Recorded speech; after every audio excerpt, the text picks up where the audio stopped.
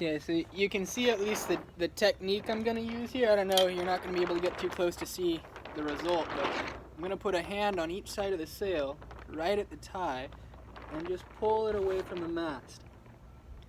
Okay, and not trying to stretch it crazy, but definitely at least pulling all the slack out and a little bit of tension so I can see how tight this tie actually is.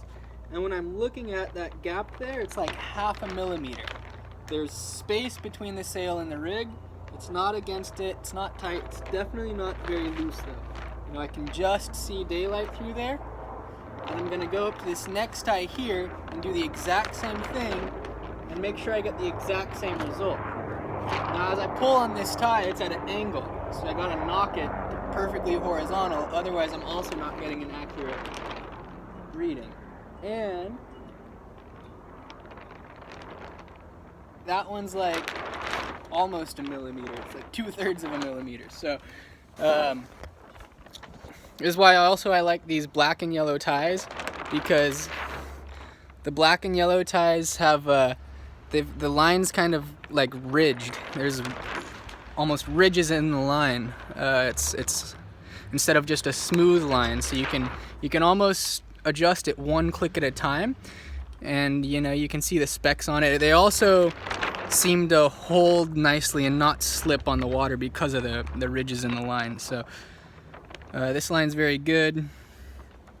Usually it's the most popular stuff, probably because it is actually the best. So if you're using some other kind of line, you do want to make sure that it's got the same kind of style of ridges in it.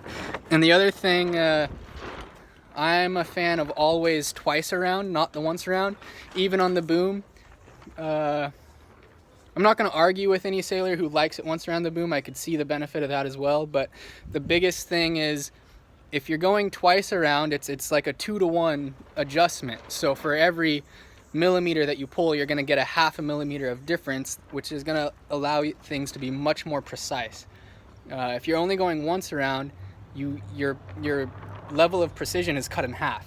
So yeah, I guess you have a little less restriction on the boom, on the sail flopping side to side in light air, but even in no wind, a good roll tack's gonna flop that thing without any worries. So I always like twice around with the black and yellow for all of those reasons. So if I'm being really pedantic, now I gotta go tighten up that 1/2 millimeter to make it match the others.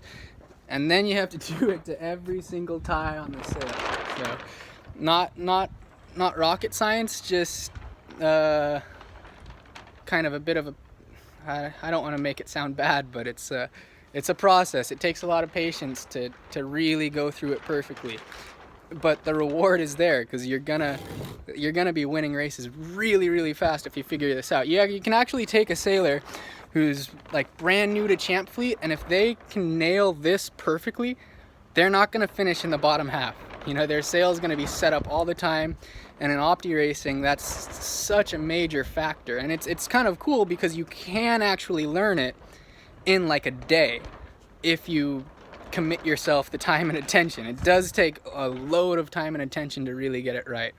And then once again, I do want to say, like, I have seen sailors go plenty fast with those mast ties surprisingly loose, but I think the main thing is that they're keeping them consistent up and down the rig so that you don't have one that's distorting the sail and pulling it tighter than the one next to it.